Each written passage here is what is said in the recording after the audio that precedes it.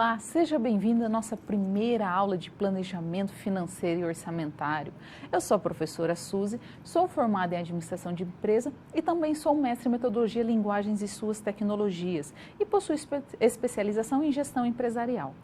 O que nós vamos trabalhar? Nós vamos trabalhar a gestão financeira e as peças orçamentárias necessárias para que a nossa empresa tenha uma boa saúde financeira. Por que a gente busca numa empresa, numa organização? Longevidade, não é? Mas a gente não quer simplesmente que ela viva muitos anos, que ela continue no mercado muitos anos, mas que ela continue no mercado com um lucro satisfatório. Ninguém cria empresa para falir, mas muitas vezes, por causa de uma falta de uma boa administração financeira, a empresa pode falir. E aí nós vamos iniciar trabalhando os conceitos, os fundamentos do planejamento financeiro, que é fundamental para que a gente possa desenvolver uma boa aula. Vamos ver o que nós vamos trabalhar nessa aula? Nós vamos iniciar ali com o planejamento financeiro e orçamentário e a gente vai ter um pouquinho da noção do planejamento financeiro, como que a gente pode desenvolver.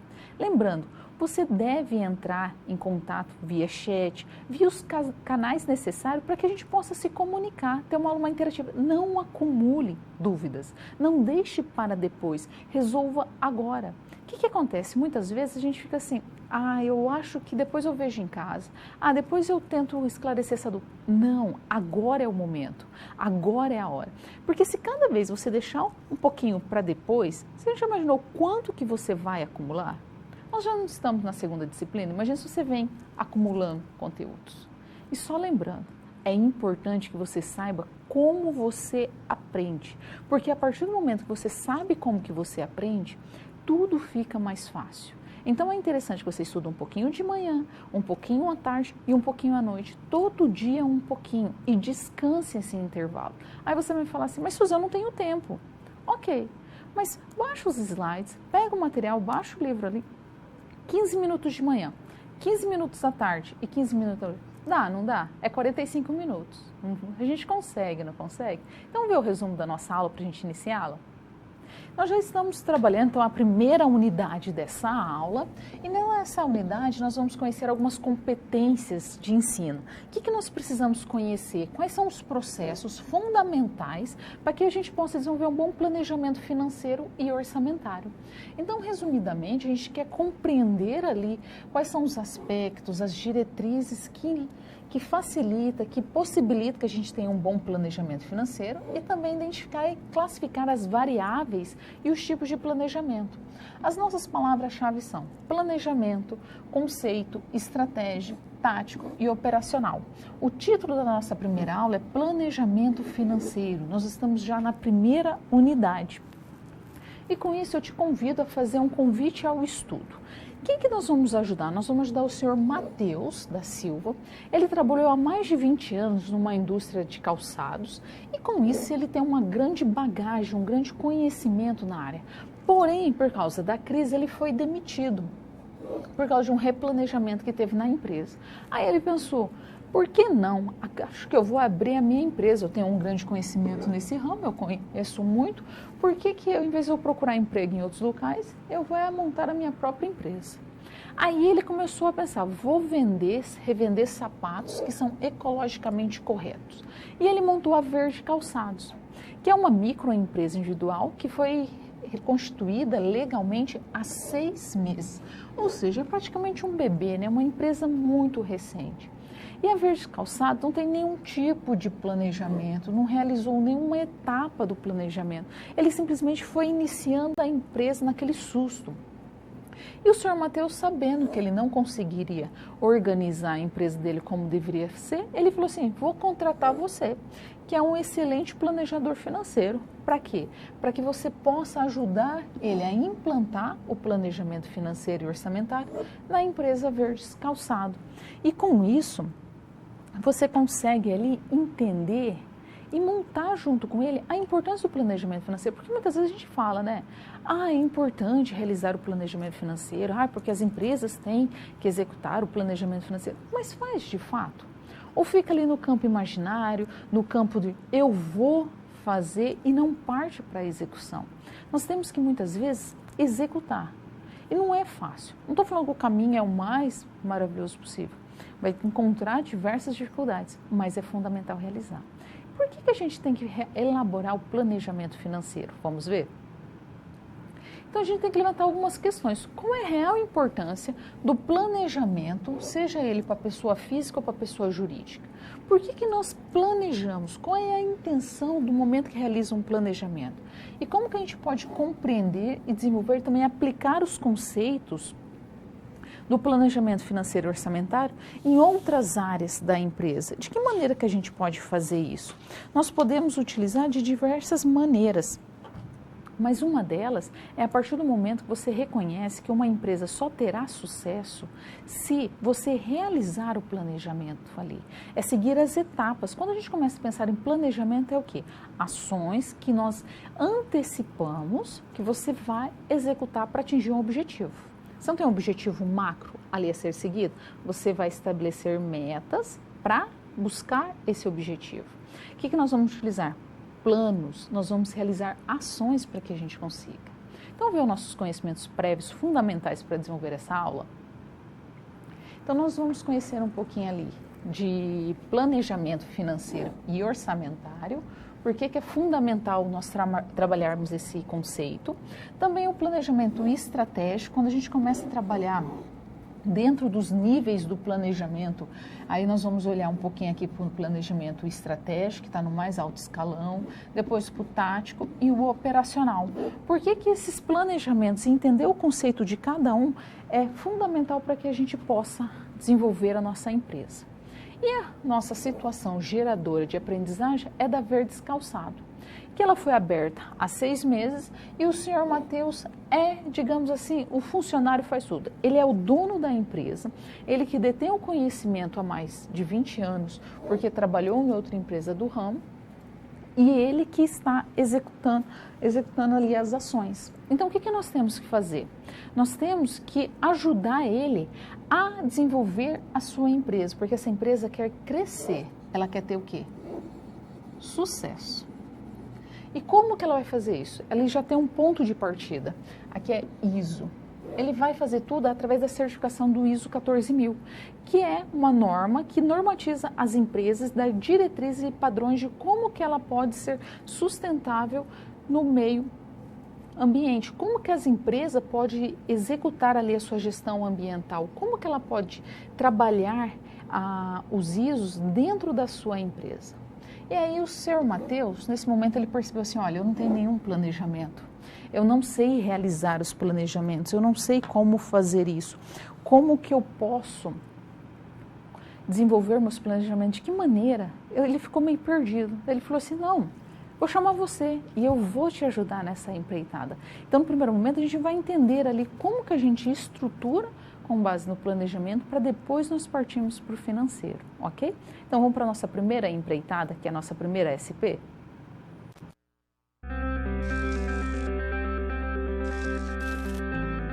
Olá, tudo bem? Espero que esteja gostando dessa aula. Como você pode perceber, é muito importante estudar o conteúdo da pré-aula no ambiente virtual, antes de conhecer e resolver as situações problema. Vamos lá? As etapas para compreender e resolver as SPs são simples e facilitam os seus estudos.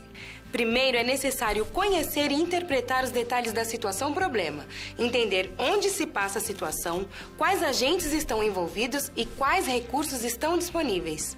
Depois, é a hora de problematizar a situação apresentada, que são baseadas na realidade de mercado. E isso significa que seu desafio foi elaborado com base nas informações de empresas, experiência dos professores e acontecimentos do cotidiano da sua área. E por último, você vai solucionar as problemáticas. Para isso, você deve utilizar dos conceitos e das teorias vistas nas pré-aulas. Ficou claro? Então o desafio está com você. É hora da SP1. Caso surja um ponto de interrogação, você pode sempre acessar o fórum e enviar suas dúvidas, ok? Bons estudos e até mais!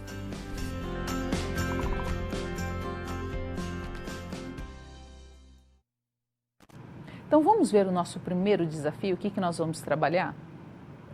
Então, dentro dos 6 primeiros meses, o que a Verde Calçados fez? Ela alugou um local, ela conseguiu fazer ali a implantação da sua empresa, ela contratou um escritório contábil, ela contratou os serviços necessários para a sua empresa, água, luz, telefone, internet, todos os meios de comunicação necessários, contratou 8 funcionários, aí ela pagou o que tinha que pagar todo pontualmente, mas ela percebeu que não sobrou dinheiro nenhum.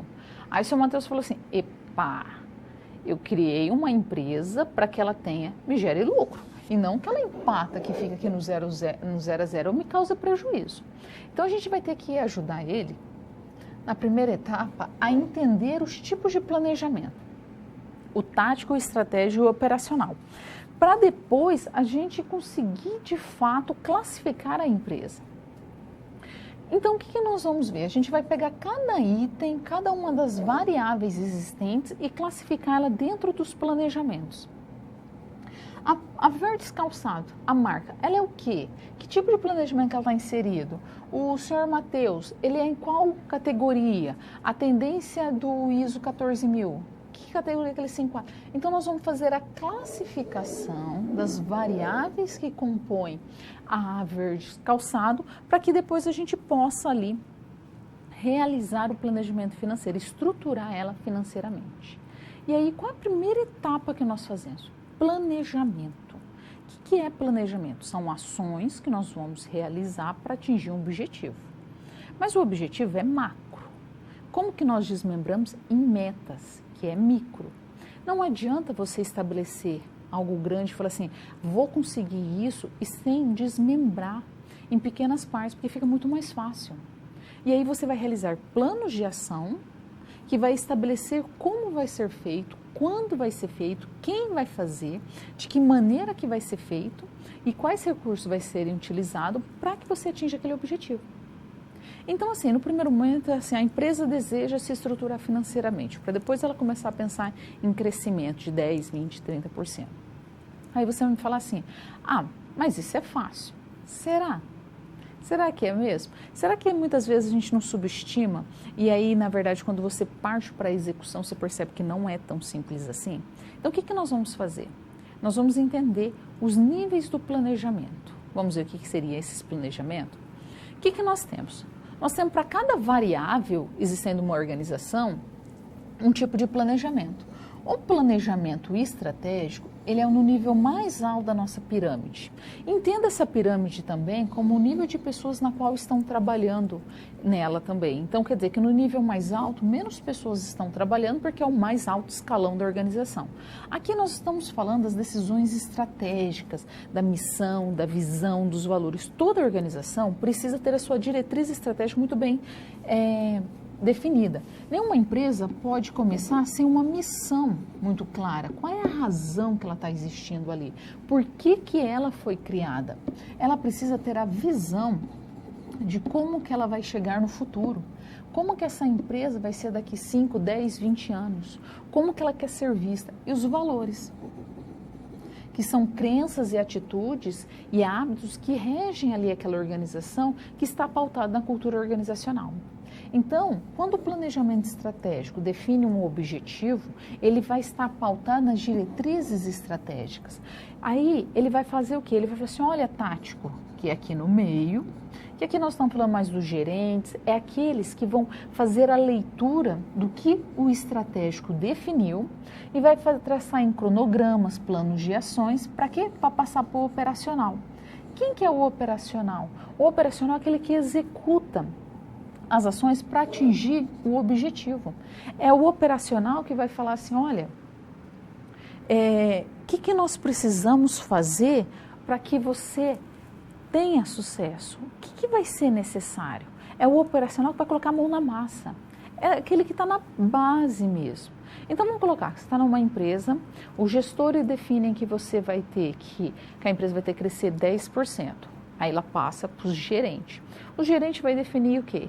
Em plano de ação, em cronogramas, 5W2H, entre outras ferramentas. Daí ele vai traçar e falar assim, olha, para que a gente consiga crescer 10%, tem que seguir essas etapas nesse tempo definido. Aí ele vai passar para o operacional, falar, operacional. Então a gente vai realizar primeiro essa ação, depois essa, depois essa. Seria como se a gente fosse construir uma casa. Ninguém começa construindo uma casa pelo telhado. Ninguém começa a construir uma casa pelo acabamento. Você começa pelo alicerce. Você imagina a casa pronta, você visualiza essa casa pronta, mas você começa ela pela base. E muitas vezes, principalmente a gente está pensando na área de construção, a gente não consegue enxergar nada, né? Você vê aquele terreno e não consegue visualizar. Aí você precisa da visão. Se você então tiver essa diretriz estratégica muito bem delimitada, aí você consegue desenvolver bem ela, porque você sabe, você está visualizando como essa empresa vai ser no futuro, ok? Então, vamos ver algumas das variáveis estatísticas fundamentais para que a gente possa desenvolver o operacional. Então, quando a gente começa a pensar ali no planejamento, a gente tem algumas variáveis que vão ser influenciáveis. Então, nós temos as variáveis qualitativas e quantitativas. O que são as variáveis qualitativas, ou também chamadas por categoria? Porque elas não possuem valores quantitativos como números, ela tem apenas características, elas não possuem valores definidos. Então, a gente pode utilizar cor, textura como definições. Elas são classificáveis como nomináveis. E aí, como que nós temos? Nós temos as nominais e as ordinais. As nominais, não existe uma ordenação, a gente pode classificar por sexo, cor dos olhos, fumante, não fumante, está doente, está sadio.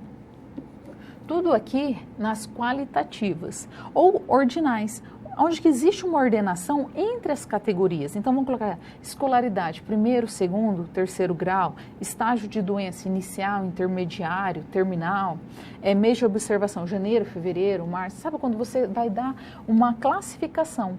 Ou dentro da quantitativas. Dentro da quantitativas, nós temos as ordinárias.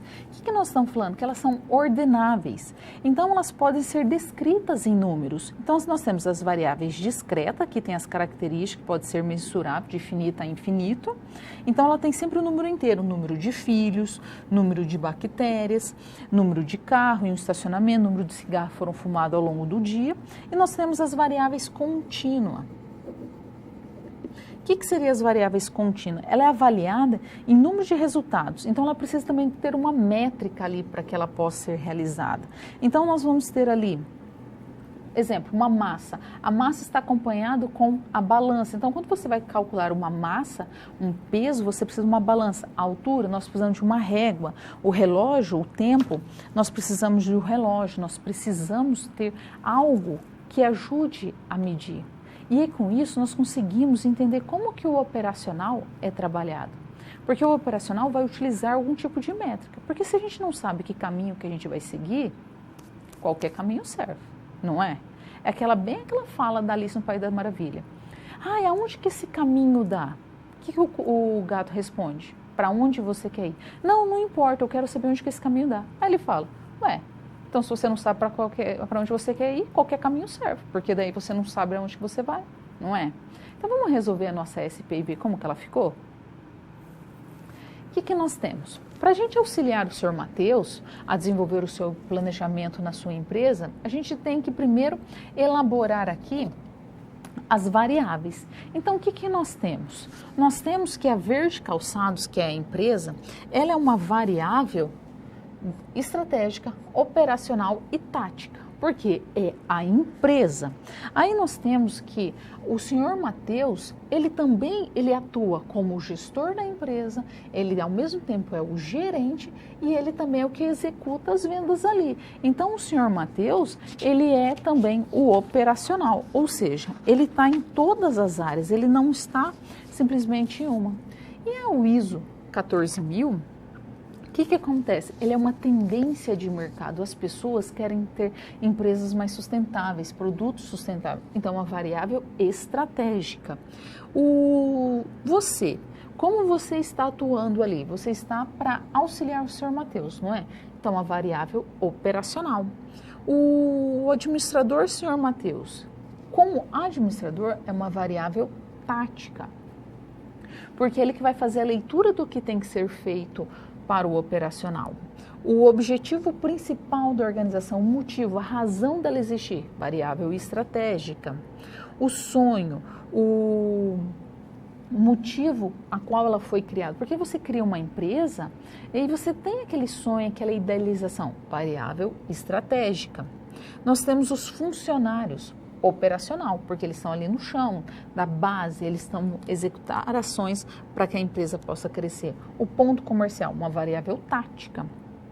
O fornecedor de serviço, o contador, variável operacional, ele está ali para realizar as operações da empresa. Os fornecedores de água, luz, telefone, todos eles variáveis operacionais, está na base da empresa para que ela possa executar as suas ações ali.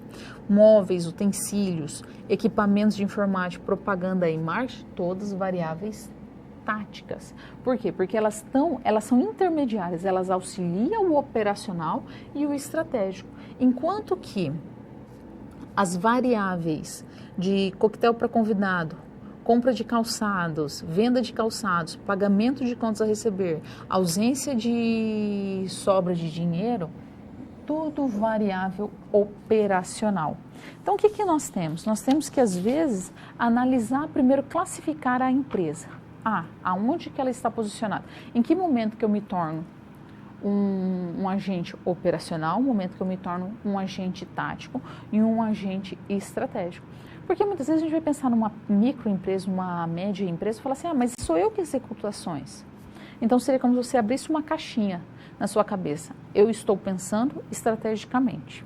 Agora eu vou executar as ações operacional. Eu vou ter que analisar como que eu vou utilizar aquele que eu idealizei no estratégico para o operacional. Variável tática. Fica muito mais fácil. No começo a gente parece confuso, mas os microempreendedores, eles têm que pensar dessa maneira, porque eles vão executar ações. Ele não vai ficar contratando um funcionário, porque muitas vezes vai prejudicar até mesmo a sua folha de pagamento, vai comprometer a sustentabilidade da empresa. Ok? Então vamos partir para a nossa segunda SP?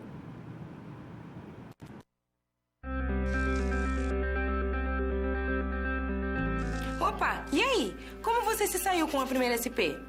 Com as dicas que a gente viu, nem ficou difícil, não é mesmo?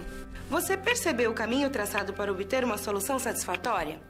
Primeiro, você estuda os conceitos teóricos. Em seguida, você conhece e avalia a situação. E só então você tem conhecimento suficiente para se empenhar em resolver a situação-problema. Entendeu por que é importante fazer uso de todos os recursos do material didático antes de iniciar as SPs? No ambiente virtual, você encontra textos, webaulas e vídeos para enriquecer os seus estudos. Vamos para mais um desafio? Boa sorte na SP2 e até mais!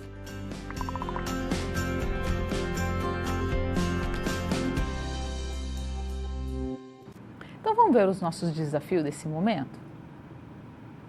O senhor Matheus, ele quer elaborar o planejamento financeiro e orçamentário, para o próximo ano. Aí ele começou a conversar com alguns amigos empresários, conversou com você, e aí ele descobriu que existem algumas metodologias orçamentárias que ele pode desenvolver. E aí ele falou assim, mas como que eu vou fazer isso? Como que eu adoto esse processo? Quais são as alternativas? Aí ele ficou interessado em duas, no modelo estático e flexível, que são o que nós vamos acabar elaborando.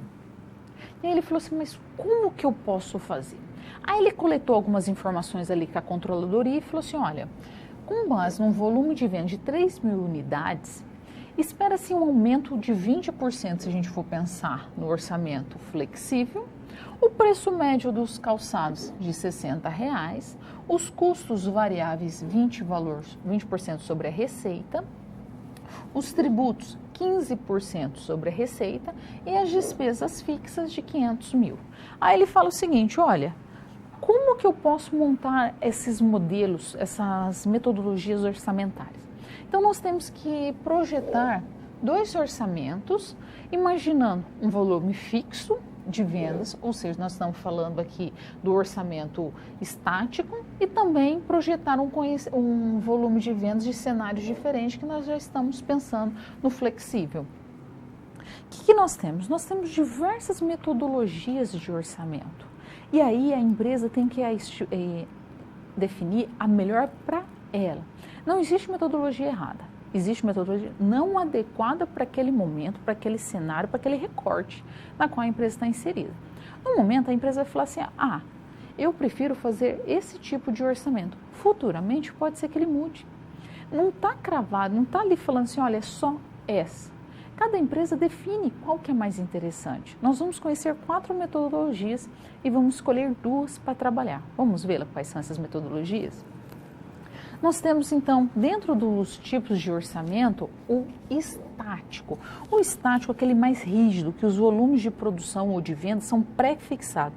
Ou seja, ele não permite alteração. A ideia dele é que ele seja definido e a partir daí você segue como meta. Então, nós temos algum tipo de engessamento. Já no modelo flexível, nós temos o quê? Uma variação nos volumes de produção ou de vendas a partir do momento que foi estipulado.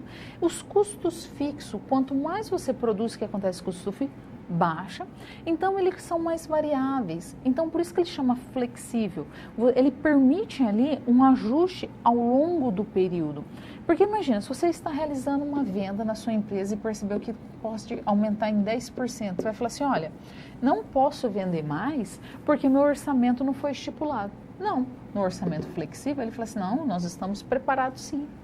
Já no orçamento base zero, ele vai ignorar todas as contas anteriores, tudo que foi estipulado, receita, custo, despesa, exercícios anteriores. Quem é que utiliza muito o orçamento base zero? Governo, principalmente o governo. Quando ele entra um novo governo, ele tende a utilizar orçamentos base zero. Ele fala assim, eu não quero saber o que aconteceu na outra gestão, eu vou começar tudo do zero. A Ambev, ela é também muito reconhecida por possuir orçamento base zero, porque daí ele pode começar exatamente do momento inicial, zero. Ela vai ignorar os outros dados e vai falar assim, eu vou começar um orçamento agora. Ou nós temos também o orçamento contínuo. O orçamento contínuo, ele geralmente ele é elaborado no prazo de 12 meses e ele é desenvolvido para ficar com atualizações periódicas, geralmente em trimestres e semestres, a cada um trimestre, semestre, ele volta a ser analisado. E aí, com isso, ele pode ser revisto. Então, o que que acontece? Quando a gente escolhe uma metodologia dessa, você vai pensar no qual é mais adequada para a empresa. Olha, eu quero rever tudo nos meus orçamentos como se eu não tivesse realizado outras receitas. Orçamento base zero acaba sendo adequado. A Ambev utiliza. Olha o tamanho da Ambev. O governo é muito interessante utilizar, porque você vai falar assim, olha, eu sei que eu não gosto dos resultados anteriores, não vou tomar eles como parâmetro. Já os outros orçamentos, eles trazem como parâmetro. Muitas vezes, o estático é interessante para umas fases iniciais, porque você vai traçar como meta. Quando você define o orçamento estático, tudo que foi estipulado ali se torna uma meta, um objetivo. É crescer, atingir 30 mil em vendas, então vai todo mundo trabalhar para atingir os 30 mil em vendas. Aí ele não acaba mais sendo alterado, ele acaba sendo um pouco engessado. Mas se a empresa está pensando em crescimento, ele acaba sendo muito adequado. Já o orçamento flexível, ele vai falar assim, não, eu vou sempre ser ajustado. Ele vai se permitir uma variação tanto para cima quanto para baixo. Aí então o que acontece? Ele não precisa rever todas as peças orçamentárias, mas ele vai sempre falar assim, olha, a intenção é que a gente cresça, mas eu entendo e admito que isso pode não acontecer, mas está preparado. E o contínuo geralmente é mais para as empresas tecnológicas, porque ele vai olhar e falar assim, eu preciso ajustar esse orçamento, eu não preciso refazer todas as minhas peças orçamentárias, mas eu vou só ajustando ele. Aí ele faz as revisões periódicas e ajusta ele num período de 12 meses. Então, o que nós temos? Nós temos que sempre trabalhar os orçamentos mais adequados. E aí o senhor Matheus falou assim, vou elaborar minhas peças orçamentárias para entender como que elas funcionam. Vamos fazer isso agora? Então, o que nós temos? Nós temos aqui no orçamento estático. O que nós temos? Ele falou para a gente, olha, o meu produto vai custar R$60 e eu quero vender 30 mil peças. 30 mil peças vezes R$60, 1.800.000. Aí ele falou, olha, eu pago 15% de tributos. Sobre o quê? Sobre a receita. Então, 15% de 1.800.000, 270.000. Meus custos variáveis são variáveis porque eles variam com base nas minhas vendas. De tudo que eu vendi, 20% é dos meus custos variáveis. 20% de 1.800.000, 360 mil. Minhas despesas fixas, aquelas que não vai mudar em hipótese nenhuma. Você pode vender o que for aqui, que ela vai continuar custando 500 mil. Ele deu esse valor. Ou seja, a partir do momento que nós resolvemos fazer o nosso lucro, receita bruta, menos os tributos, menos os nossos custos variáveis, menos a nossa despesa fixa, nós temos um lucro de 670 mil, desculpa.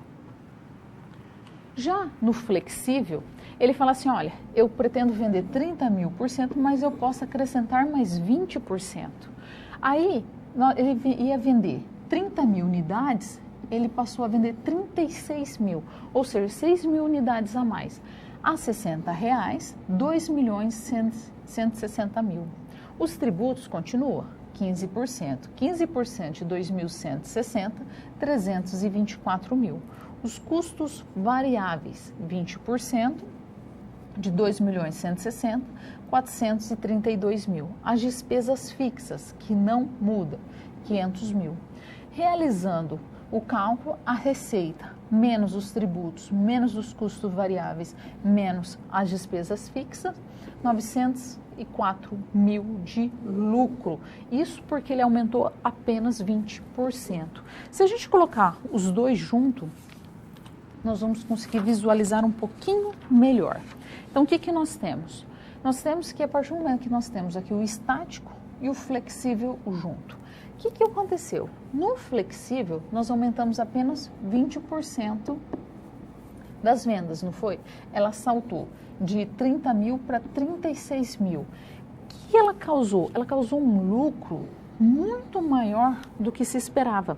Ela causou um lucro maior de 234 mil. Ou seja, se ela aumentar apenas 6 mil peças, ela vai ter um lucro de 234. Por quê? Porque se a gente for pensar aqui nas despesas fixas, aquela que não muda, independente da quantidade que você vender, no caso do estático, ela estava em R$16,67 para cada unidade produzida. No flexível, ela saiu por R$13,89, ou seja, ela teve uma redução de R$2, mais ou menos de R$2,78. R$2,78 teve um impacto exorbitante no nosso orçamento. O que acontece?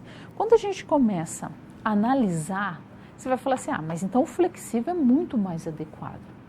Mas tem que ver se a empresa está favorável para o flexível. Porque muitas vezes é mais interessante ficar ali no estático e você traça como meta. Tudo vai depender de como que a empresa está posicionada no mercado. Como que ela está frente aos seus concorrentes. Não é simplesmente falar assim, é assim que deve ser feito e ser fechado. Os orçamentos permitem uma variação. Ele permite ali que você escolha a metodologia mais adequada. Claro que se a gente for ver ali, analisar do nosso ponto de vista, ele teve um lucro maior no orçamento flexível, porque ele aumentou, ele vendeu mais também, e os custos fixos não mudam. Quanto mais ele vender, mais ele achata esses custos fixos. Quanto menos vender, mais ele sobe, ok? Eu vou dar uns minutinhos de pergunta para vocês e volto em breve.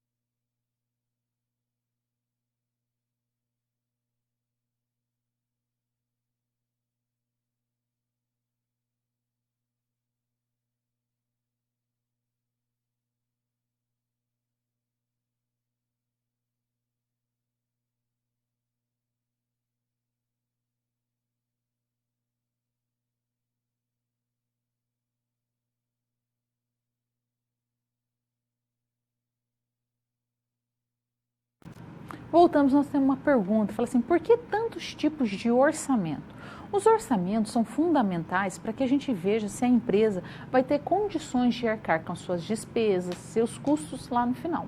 Então, eu acredito que você também está falando assim, por que tantas metodologias? Porque as peças orçamentárias nós vamos ter a de venda, que vai gerar receita, é a nossa primeira peça fundamental. Uma empresa só existe porque ela tem receita.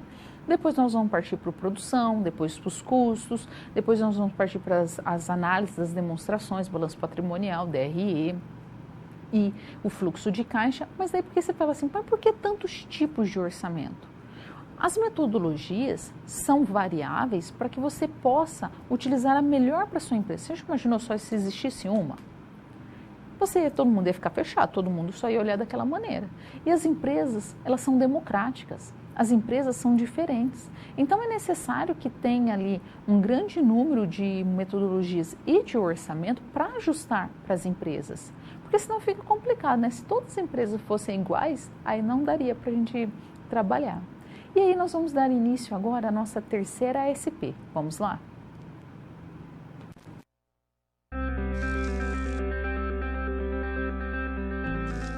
Olá! Agora que você já solucionou 2 das SPs, muitas das teorias vistas na pré-aula fazem mais sentido, não é mesmo? Essa é justamente a função das situações-problema, te preparar de forma mais prática para a realidade da vida profissional. Já conhecer algumas das situações que podem surgir no dia a dia faz de você um aluno mais preparado para o mercado de trabalho. Bom, a SP3 já vai começar. Se ficar com dúvida em algo, pode entrar no fórum e enviar sua pergunta, ok? Até mais!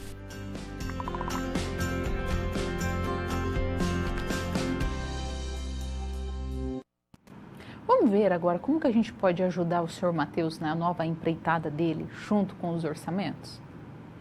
Então, elaborou ali, ele tem um amigo que é o economista-chefe da Trans-European Bank, e ele falou assim, nossa, me ajuda a elaborar o orçamento da minha empresa ali, que tipos de cenários que existem, como que eu posso entender esses cenários, o que eu tenho que fazer? Aí ele falou assim, olha, eu posso te mostrar ali alguns fatores fundamentais para que você possa entender como que acontecem os cenários e o que vai acontecer nos cenários futuros.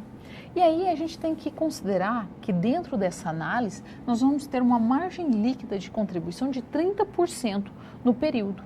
E aí a gente também sabe que os tributos serão de 21% sobre a receita. E aí ele falou assim, olha, eu levantei algumas premissas aqui junto com um amigo dele.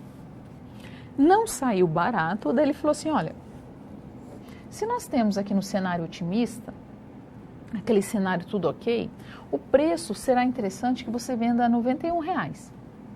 Vamos ter uma inflação de mais ou menos 8,47%, o consumo em pares do mercado vai ser de 960 mil, ou seja, é bem provável que a empresa que detém apenas 10% do mercado, se for no cenário otimista, de 96 mil, o crescimento da economia vai estar em torno ali de 4%, as despesas fixas vai ser mais ou menos 580 mil e o custo variável de 18%. Ele é variável porque ele é variável com as vendas, então ele vai ser sobre a receita.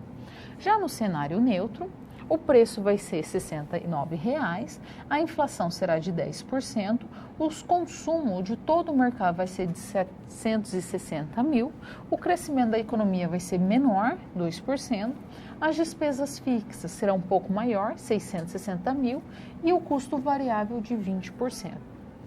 Naquele cenário pessimista que ninguém deseja, o preço do produto vai cair bem mais, 44%, a inflação vai estar em torno de 13,4%, o consumo vai ser bem menor, 540 mil para o mercado, o crescimento da economia de 0,5% e as despesas fixas de 520 mil e o custo variável de 24%. E aí nós temos que considerar que a Verde Calçada ela detém apenas 10% de todo o mercado regional. Então daí nós vamos analisar primeiro, que a gente vai fazer uma série de análises orçamentárias em cima desses cenários. Mas que a gente, primeiro ponto, como que a gente entende cenário? O que seria um cenário? Cenário, nós temos uma projeção do que vai acontecer. E aí, o que nós pensamos? Todo mundo idealiza aquele cenário favorável, aquele cenário perfeito, aquele cenário otimista, que tudo caminha a mil maravilhas, que nada dá errado, que a empresa tem lucro, que a empresa só consegue navegar em bons mares. Aí nós temos aquele cenário que a gente chama de realidade, aquele cenário provável ou mesmo cenário neutro. É aquele cenário que você está vivendo naquele momento ali, aquele cenário que não é nem bom nem ruim. Ele é bem mais ou menos, podia melhorar, mas vamos deixar quieto que para piorar tá fácil. Sabe aquele cenário que você fala assim, eu estou bem no meio termo. Agora nós temos aquele cenário pessimista, que ninguém gosta dele, não analisa, não faz projeções para ele, prefere falar assim, olha, eu não quero nem ver, não quero nem ouvir falar. Mas o que acontece? É no cenário negativo, é no cenário pessimista, naquele cenário que ninguém deseja, que estão as oportunidades. Você já viu a quantidade de empresas que muitas vezes cresce quando o país está em crise? Não adianta ficar lá sentado reclamando, ai, tudo é ruim, não é assim que eu esperava, a economia... Não, busca oportunidade, é isso. Então nós temos esses 3 tipos de cenário. E aí, para analisar uma empresa, muitas vezes a gente tem que utilizar os 3. Olha, eu vou estar preparado para o cenário otimista, eu vou estar preparado para o cenário neutro, mas também vou estar preparado para o negativo, para o pessimista. Se tudo der errado, eu sei como que eu vou estar na minha empresa. Então, vamos ver como que a gente pode trabalhar esses cenários? Então, o que são os cenários? Quando a gente começa a pensar no otimista, a gente acaba tendo um aumento ali das receitas e uma diminuição nos gastos, porque aquele cenário está tudo favorável. Já no cenário neutro, ele acaba sendo o cenário base para a gente estipular as receitas. E já no cenário negativo, ele acaba trabalhando as projeções ali, porque ele tem uma diminuição das receitas, mas ele continua mantendo os gastos dele. Então, quando a gente começa a pensar em processos, em orçamentos, como elaborar ele de uma maneira mais satisfatória, nós vamos pensar assim, o que eu posso desenvolver no meu cenário? Quais cenários que eu vou vivenciar? O que eu tenho que fazer? E aí você fala assim, olha, quais são as variáveis que vai influenciar meu cenário otimista, meu cenário neutro, meu cenário pessimista? O que ela pode ter de influência direta ali na minha organização, na minha empresa? Porque a gente busca o quê? Lucro. Lembra que eu falei? O que a gente estuda? Planejamento financeiro. Qual é a função básica? Qual é a razão de existir do planejamento financeiro? Maximizar o lucro da empresa. Não é aumentar somente, é maximizar, buscar ao máximo esse lucro. E aí como que ele faz? Estudando, analisando, cortando custos ali e vendo aonde que ele pode alavancar essa empresa. Então vamos ver quais são as variáveis que influenciam diretamente um cenário otimista. O que pode influenciar o cenário otimista? Pode ser um marketing bem elaborado, ele vai estipular ali, ele vai estimular as vendas, estimulando as vendas, ele vai conseguir que a empresa aumente as suas receitas. Ou treinamento e motivação, uma equipe muito motivada, uma equipe treinada, sabendo o que tem que fazer, como fazer, o momento de ser realizado, tem um grande impacto no cenário otimista. A inovação. Todo mundo gosta de coisas novas. A inovação tem uma influência muito grande no cenário otimista, porque se for um produto novo ou um serviço novo, as pessoas vão querer consumir. E nesse desejar consumir, ela propicia que esse cenário fica cada vez melhor. Ou mesmo a moeda estrangeira. Quando a gente começa a pensar na moeda estrangeira, que influência que a moeda estrangeira proporciona dentro desse cenário otimista? Porque as pessoas vão acabar vendo uma vantagem ali. E aí, alguns fatores que vão acabar influenciando na redução dos gastos da empresa vai ser a combinação da redução de tributos com a redução das tarifas de serviço e também a força da moeda local. O que nós temos aqui? Na redução de tributos, alguns incentivos do governo, alguns apoios fiscais, a diminuição dos impostos, das taxas, das contribuições. Quando a gente começa a pensar nas reformas trabalhistas, acreditou que as empresas iam contratar mais pessoas, porque estava uma redução ali das taxas que ela teria que pagar, dos impostos, das coletas que ela tinha que realizar. E aí, se a gente começar a pensar na redução nas prestação de serviço, água, luz, telefone, internet, todas as comunicações, elas ter um incentivo aqui nesses gastos, faz com que a empresa tenha uma redução dos gastos que ela tem dentro da empresa. E aí ela também tem o seu incentivo na força da moeda local. A partir do momento que ela consegue ter um aumento do consumo, um aumento da importação, porque a moeda está forte, no caso, o nosso real, quando ele fica forte, as empresas vão olhar e falar assim, nossa, ali a moeda é forte, o risco Brasil é baixo, vamos investir. E aí os brasileiros começam a importar mais. Com isso você reduz também a matéria-prima e consegue movimentar mais o consumo. São itens fundamentais para a gente desenvolver uma boa empresa. Claro que tem outros fatores que vão impactar. Isso aqui é alguns exemplos. O que você tem que fazer? Análise da sua empresa e perceber quais são as variáveis que impactam ela diretamente. E muitas vezes você pode tomar como base uma empresa concorrente, mas não copiar na íntegra o processo dela. Fazer uma releitura, entender como que ela fez e falar assim, vou adaptar para a minha organização, ok? Então agora vamos resolver a nossa SP para ver como que ela ficou? Então o que nós temos? Nós temos que elaborar um orçamento num cenário positivo. Mas como que a gente elabora um orçamento no cenário positivo? Primeiro, partindo do cenário neutro. Então nós temos aqui que ele deu os nossos dados no começo da nossa atividade. Então, no cenário neutro, a nossa receita bruta vai ser de 5.244.000. Por quê? Porque o preço de venda do nosso sapato vai ser de R$ 69,00. Como a empresa, a Verde Calçada, detém 10% de todo o mercado é 760.000, então ela vai vender 76.000. R$ 69,00 vezes 76.000, nós temos 5.244.000. 5.244.000. Os tributos, 21% sobre a receita. 21% sobre 5.244.000, nós temos 1.101.240. Os nossos custos variáveis, que eles vão ser influenciados diretamente sobre as nossas vendas, sobre a nossa receita. 20%, ele definiu aqui no cenário neutro que nossos custos variáveis seria de 20%. Então, 20% do valor da nossa receita, nós temos 1.048.800. Quais são as nossas despesas fixas? Ele definiu, vai ser de 660.000. Como que a gente acha o lucro? Fazendo a subtração. Então, nós temos a receita, que é o nosso que a gente adquiriu, menos os tributos, menos os custos variáveis, menos as despesas fixas, nós chegamos no lucro, que vai ser de 2.433.960. Aí nós chegamos no nosso cenário otimista. Aí ele fala, olha, no cenário otimista, o sapato vai custar R$ 91,00 e você vai vender mais. Por quê? Porque o mercado vai consumir mais. Então, você detém 10% de todo o mercado, 96.000.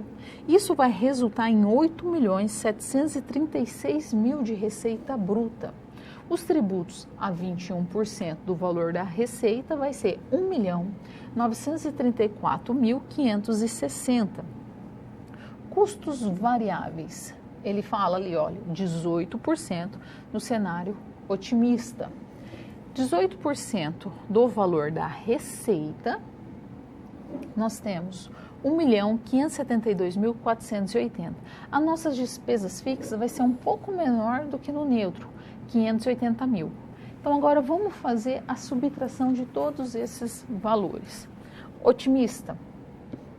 Aqui então nós temos a receita menos os nossos tributos, menos nossos custos variáveis, menos as nossas despesas fixas, e aí nós chegamos aqui num lucro de 4.748.960. Olha como que ele melhorou o seu lucro a partir do momento que ele trocou de cenário. Mas daí você fala assim, mas é claro que eu quero o cenário otimista. Todo mundo deseja o cenário otimista.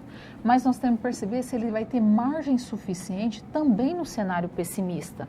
Nosso cenário neutro se repete e aí a gente começa a elaborar o nosso cenário pessimista. No cenário pessimista, o nosso calçado vai custar R$ 44,00. Só que a gente vai vender apenas 54 mil pares de calçado, porque o mercado definiu que o mercado inteiro vai consumir só 540 mil. Como ele tem 10%, 54 mil. 54 mil vezes 44 dá 2.376.000. Os tributos, 21%. 21% sobre a receita vai ser 498.960. Nossos custos variáveis, ou seja, vai ser 24% sobre a receita. O que nós temos? 24% sobre a receita, nós temos 570.240. Nossas despesas fixas, ele falou, olha, vai ser de 520 mil no cenário pessimista. O seu lucro, então, vai ser de 786.800. Mas daí ele fala assim, olha, vamos realizar o seguinte, vamos ver se a gente vai ter uma margem líquida interessante. Mas como que a gente calcula a margem líquida? A gente vai calcular sobre o lucro dividido sobre a receita. Então, o que nós temos aqui? No cenário otimista, o nosso lucro foi de 4.748.960 e a nossa receita foi de 8.736.000. Realizando o cálculo, nós vamos ter aqui que nós temos uma margem líquida de 54,36%, ou seja, mais de 50%. No cenário neutro, nós vamos pegar o lucro sobre a receita, nós vamos chegar no resultado de 46,41%. Já no cenário pessimista, que é aquele cenário que não estava muito favorável, aquele cenário que já estava ruim, apesar dos lucros serem baixos, a margem chegou a 33,11%. Qual que era a média dele? Qual que era a ideia dele? Que ele tivesse no mínimo 30% de margem líquida. Quando a gente pensa e analisa sobre os tipos de cenário, você percebe que mesmo no cenário pessimista, a empresa vai atingir seu objetivo. Ela vai ser o que ela queria? Não, ela não queria acima de 30%, mas ela consegue atingir o 30%. Claro que o ideal seria o otimista, mas se não der certo, ela está ali ainda cobrindo seus custos. Ela vai ser saudável naquele período. Então, quando a gente começa a analisar dentro dos cenários, você vai definindo estratégias necessárias para que essa empresa possa crescer. E não simplesmente ficar ali de braços cruzados falando assim, ela vai crescer. Não, eu sei que ela vai crescer menos, mas mesmo assim a minha empresa vai atingir a margem necessária, ok? Então, agora vamos partir para a nossa quarta SP?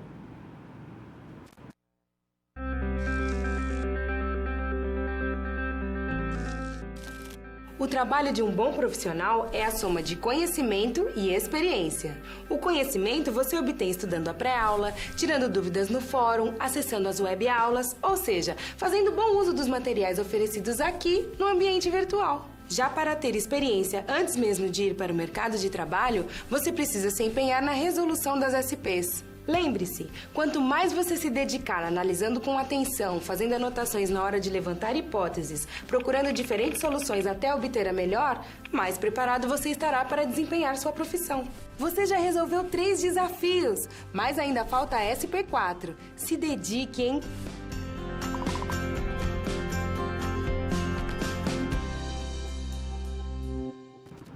Nós temos uma pergunta, fala o seguinte, os 3 cenários são apenas para os orçamentos flexíveis ou podemos utilizá-lo no orçamento estático? Nós podemos utilizar em qualquer metodologia. O ideal é que aquela que a empresa escolher, ela aplique os 3 cenários. Geralmente elas não aplicam, mas uma empresa consciente que quer agir estrategicamente, ela tem que aplicar. Então é para qualquer metodologia orçamentária que for escolhida, não somente o flexível, seja de base zero, seja do contínuo, seja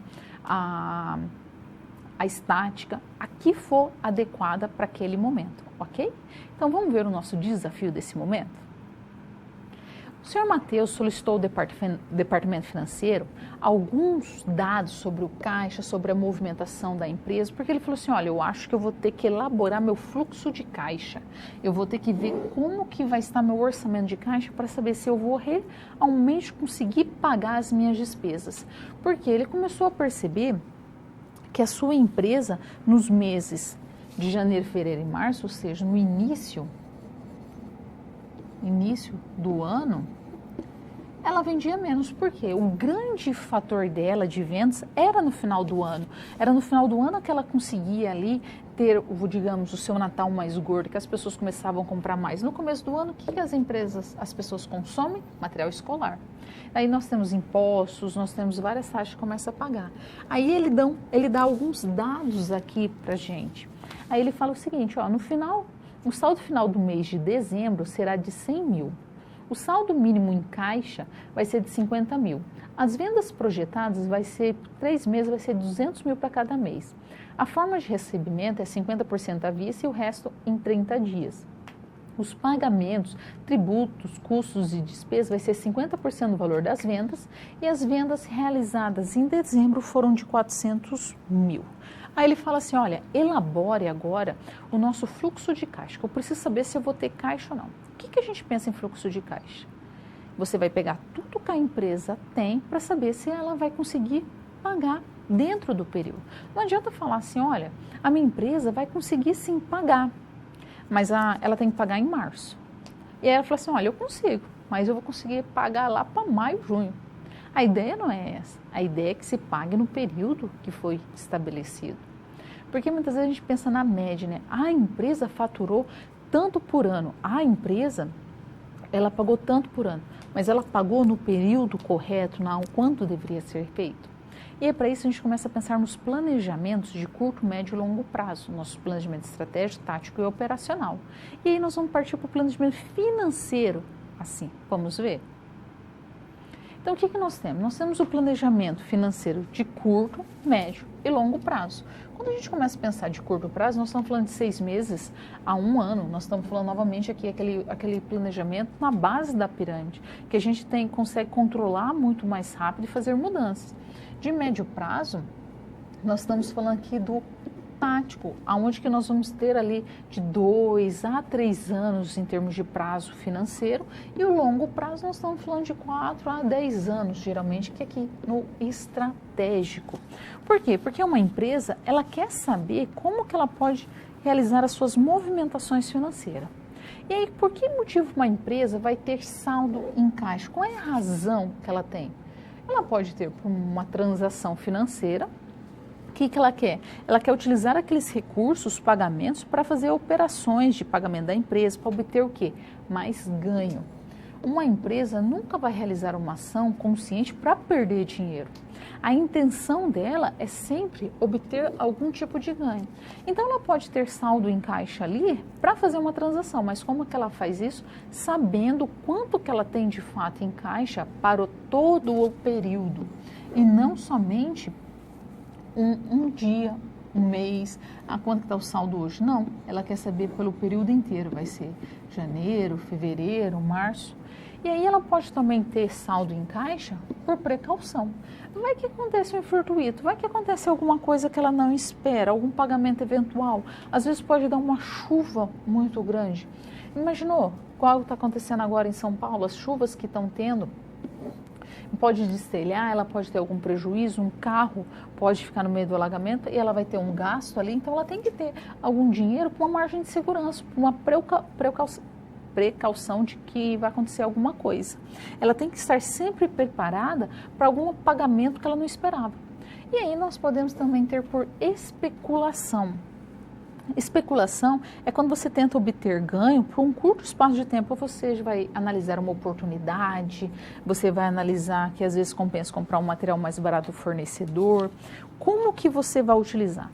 Mas o interessante é que você tenha esse dinheiro guardado. É que você se prepare e fale assim, eu preciso ter um saldo em caixa. E eu preciso, às vezes, para mim comprar outras ações, para me expandir minha empresa, mas não é assim, olha, está sobrando 100 mil no caixa, vou pegar esse dinheiro, aí no outro dia descobre que tem que pagar 200 mil, na verdade estava faltando. Então você tem que analisar quanto que você tem dinheiro em caixa. Muitas vezes a empresa não faz fluxo de caixa, ela não analisa o quanto que ela tem ali e ela causa um enorme prejuízo para ela. Vamos elaborar a nossa SP, vamos ver como ficou essa resolução? Então o que nós temos? Foi falado para a gente, olha, as vendas projetadas de janeiro, fevereiro e março foi de 200 mil. Foi falado no exercício. O período de recebimento é 50% à vista e 50% no próximo mês. Se vendeu 200 mil, ela recebeu à vista a metade, 100 mil. Então, ela recebeu 100 mil para janeiro, fevereiro e março. O recebimento a prazo é 50% do mês anterior. Aí ele falou, olha, em dezembro a empresa vendeu 400 mil. 50% de 400 mil, então ela vai receber em janeiro, referente às vendas a prazo, 200 mil. Já em fevereiro, ela vai receber apenas 100 mil, que é referente às vendas de janeiro, e março a mesma coisa, que é 100 mil, referente às vendas de fevereiro. E aí nós chegamos no nosso total de recebimento, que é o quê? As nossas vendas a prazo somado com as nossas vendas à vista. Então a gente pega o a prazo mais o à vista. Então em janeiro a gente recebeu 200 mil do referente a dezembro e 100 mil referente à venda à vista de janeiro, que totaliza 300 mil.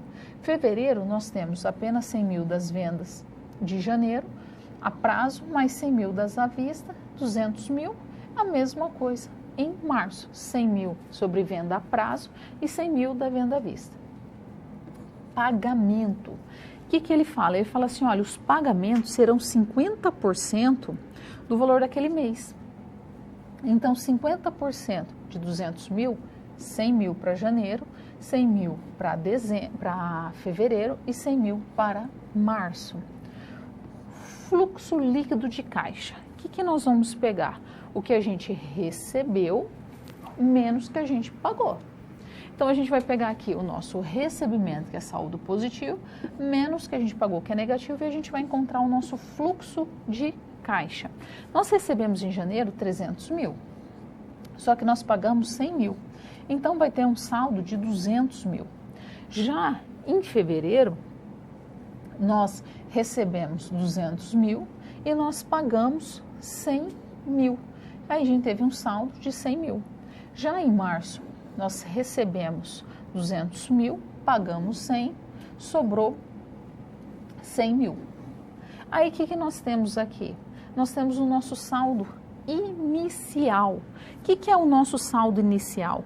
Nosso saldo inicial é sempre o saldo final do mês anterior.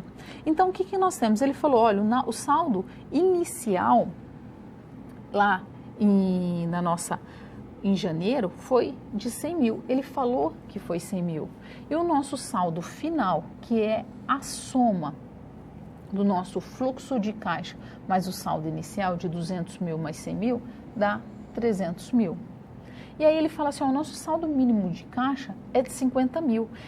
O caixa precisa ter 50 mil. Então, o que a gente faz? A gente pega 300 mil menos 50 mil, chegamos no nosso saldo excedente positivo de 250 mil. E aí, o nosso saldo final no mês de janeiro não foi de 300 mil? Se ele é saldo final num período, ele se torna o quê? No outro período, saldo inicial. Então, o nosso saldo inicial em fevereiro é de 300 mil, o nosso saldo final, que vai ser o nosso fluxo de caixa, menos nosso saldo inicial, de 400 mil. Nós temos que manter em caixa aqui 50 mil. Ela falou, não importa o que aconteça, eu quero 50 mil em caixa. Ou seja, nós vamos ter um saldo excedente de 350 mil em março. Realizando o mesmo procedimento, o saldo final de um período é inicial no outro. Então, nós temos de saldo inicial 400 mil, o saldo final, que é o nosso fluxo de caixa, menos mais o inicial, de 500 mil. Mantemos 50 mil em caixa, 450 mil de saldo excedente. Ou seja, vamos analisar a nossa empresa. Vai faltar caixa para ela para o mês de janeiro, fevereiro e março? Não, ela está sobrando ali. Mesmo ela guardando 50 mil, ela tem dinheiro guardado. Ela fala assim, olha, eu estou tranquila por esses períodos. Apesar de ter uma baixa nas minhas vendas, eu ter que pagar alguns impostos, ter que arcar com as minhas despesas, eu não vou precisar recorrer a financiamento, eu não vou precisar recorrer a nada, porque eu estou tranquila ali. Então, o que a gente faz? Quando a gente for pensar no nosso fluxo de caixa, é para ver como é que o dinheiro está fluindo dentro daquele período, para saber se você tem dinheiro em caixa de verdade para pagar o que foi estabelecido. E aí, o que você faz? Quando você mantém um saldo em caixa, no caso ali 50 mil, você pensa assim, eu vou usar para quê? Não sei, mas eu estou ali preparado se lhe aparece uma oportunidade. Porque quando aparece uma oportunidade, nós temos que analisar. Sabe o custo-oportunidade? O quanto que eu deixo de ganhar por ter feito uma escolha? Então, o que a empresa deixa de ganhar a partir do momento que ela guarda esse dinheiro? O que ela perde? Ela perde para ganhar mais. A ideia não é sempre essa, que muitas vezes a gente fica ali na retaguarda, a gente perde um pouquinho, mas a intenção é que a gente tenha mais no futuro. E é isso que a empresa faz, ok? Então, vamos para as nossas provocações?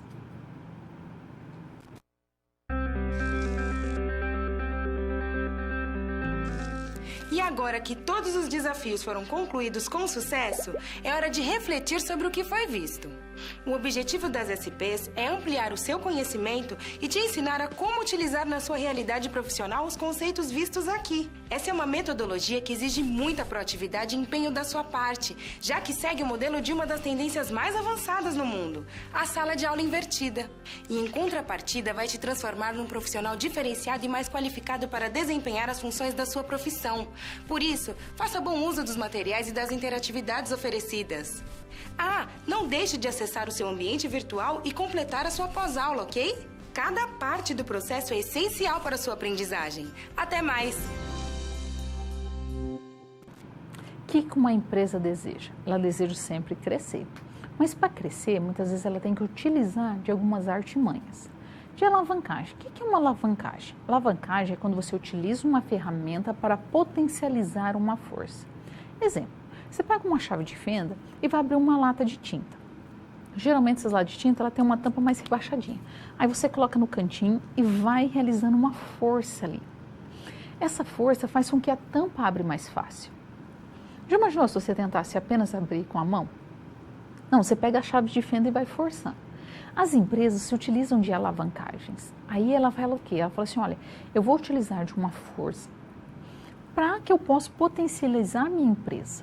Aí ela tem a alavancagem operacional, onde ela vai utilizar todos os custos dela, tudo que ela detém de conhecimento, para que ela pode crescer. Então ela fala assim, olha, se eu vender mais, meus custos fixos não vão mudar, a minha estrutura não vai mudar. Se aumentar aqui as minhas vendas, eles vão diminuir, não é? Não foi isso que a gente acabou vendo? E aí ela fala assim, não, mas eu posso também utilizar a alavancagem financeira.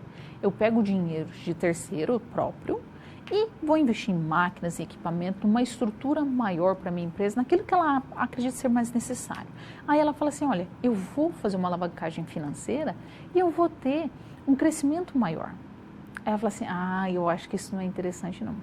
Eu vou utilizar as duas. Eu vou utilizar agora a alavancagem operacional e a financeira, que a gente chama de quê? Alavancagem total ou combinada. Quando você utiliza toda a estrutura já existente de uma organização, injeta mais dinheiro ali e aí você combina essas duas forças e cresce. Então vamos pensar que você tem uma empresa que ela está dentro de um espaço ali de 200 metros quadrados. De repente você tem uma possibilidade de crescimento. Você compra novas máquinas, você compra novos equipamentos, você capacita as pessoas, faz treinamento e muda para um barracão de 500 metros quadrados e começa a produzir mais.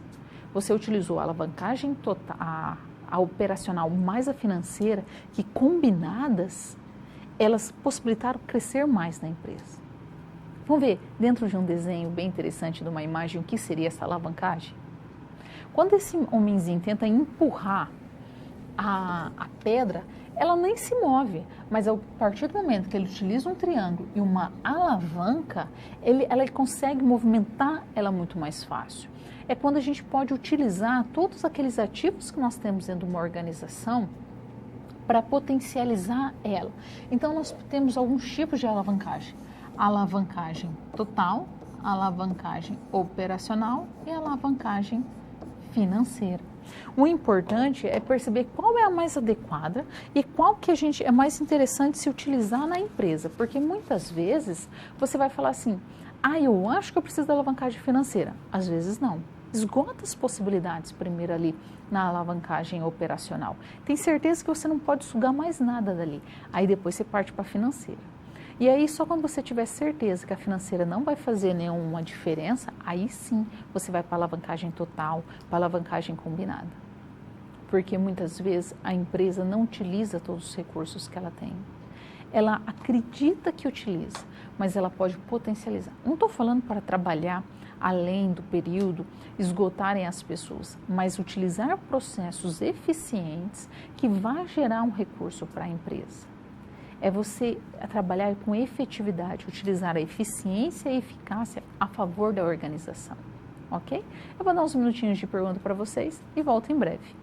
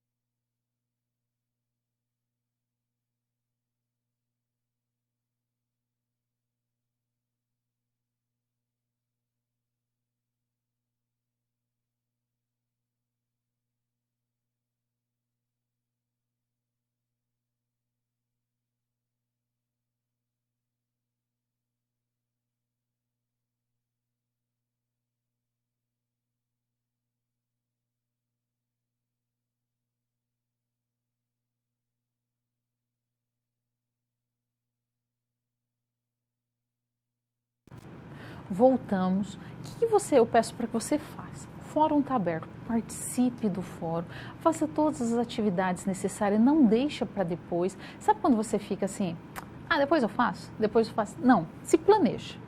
Saiba como que você aprende, não deixa para depois. Como que eu aprendo? Como que você aprende? Descobre isso. É o primeiro passo quando a gente começa a estudar. Você gosta de escrever? Você é auditivo? Você é visual? Você precisa dos dois? Você precisa estudar como para que você tenha bons resultados. Não é para tirar nota no final, é para que você aprenda. Assista novamente as aulas, elas vão estar todas nas bibliotecas, ela vai estar ali disponível para você assistir quantas vezes você achar necessário. Mas é importante que você se prepare. Já começa a ler o material da semana que vem, começa já a estudar o segundo capítulo, não deixa para depois. E todo dia, um pouquinho. Lembra que eu falei para você? 15 minutinhos de manhã, 15 minutinhos à tarde, 15 minutinhos à noite, 45 minutos. Todos os dias, vezes 7 dias na semana, quanto que não dá? Então, muitas vezes a gente pensa assim, eu tenho que parar para estudar. É muito interessante, é bom, porém, se você não tem tempo, a fila do mercado, às vezes quando você está esperando um ônibus, às vezes você acabou de almoçar, você fala assim, vou dar uma olhada aqui na minha atividade, se cata ali, baixa no celular, começa a olhar, leva impresso. Eu preciso escrever, então vai lá e escreve. Refaça todas as atividades, reveja a nossa aula. Isso é fundamental para que você tenha sucesso, não somente na prova, mas na sua vida. O que é sucesso? Não é quando a gente alia o planejamento com as metas, mais a ação? A intersecção desses 3 elementos não é o que gera o nosso sucesso? É isso que você tem que fazer, ok? Espero que tenha sido uma boa aula para você. Reveja o que você precisa. Manda suas dúvidas, não deixa para depois, que nós vamos esclarecendo. A gente vai trabalhando ali com as suas dúvidas. Participem dos fóruns, das atividades necessárias para que você tenha, de fato, um bom desenvolvimento profissional. Espero encontrar você semana que vem. Até breve.